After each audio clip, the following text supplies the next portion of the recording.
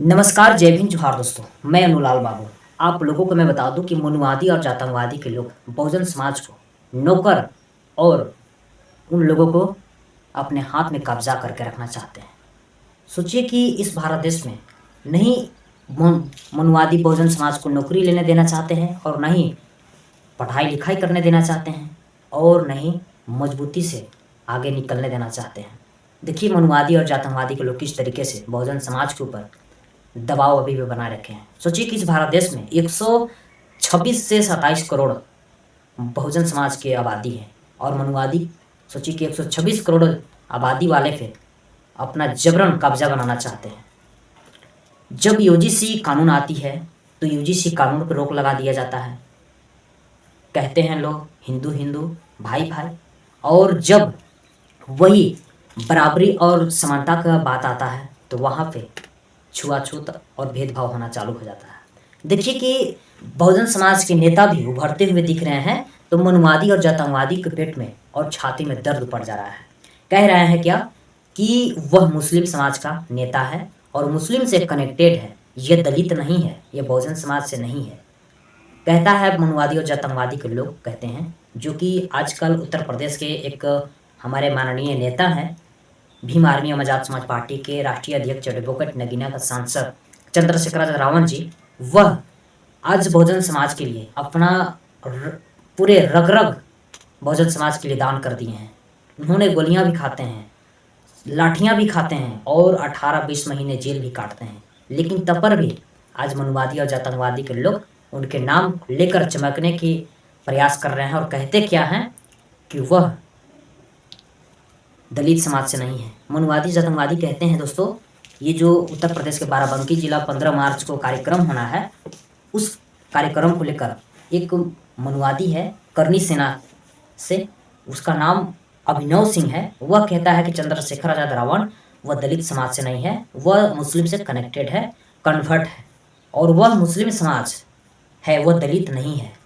यह मुस्लिम समाज से होकर दलितों को गुमराह कर रहा है और दलित बहुत ही सीधा साधा रहते हैं। इस तरीके से मनुवादी और जातंगवादी करनी सेना अभिनव सिंह कह रहा है।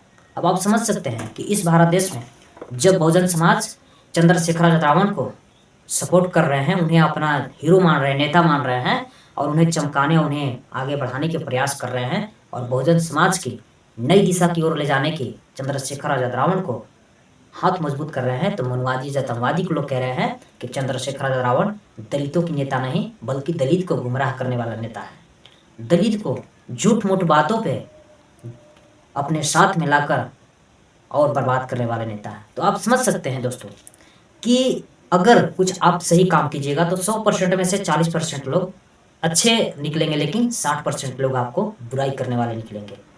तो इसी तरह से करनी सेना के अभिनव सिंह है, जो कि इस भारत देश में न ही बहुजन समाज को नेता बनने नहीं देना चाहता है और न ही पढ़ाई लिखाई करने नहीं देना चाहता है।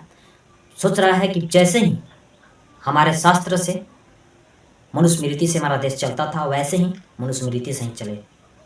नहीं संविधान को भी नहीं देखना चाहते हैं इन लोग, और नहीं अच्छे कपड़े, अच्छे मकान, अच्छे घर, अच्छा दुकान, अच्छा गाड़ियाँ, अच्छे पढ़ाई लिखाई। बहुजन समाज अगर अच्छे हर चीज़ करने लगे तो मनुवादी लोगों को छाती फाड़ कर चार हो सकते हैं।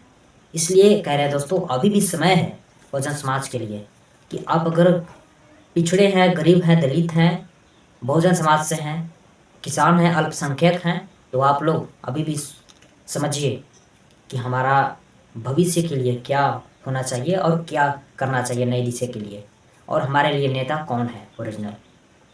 जब आप अलग अलग होकर लड़िएगा ना तो कमज़ोर पड़ जाइएगा और दूसरे लोग मजबूत हो जाएगा।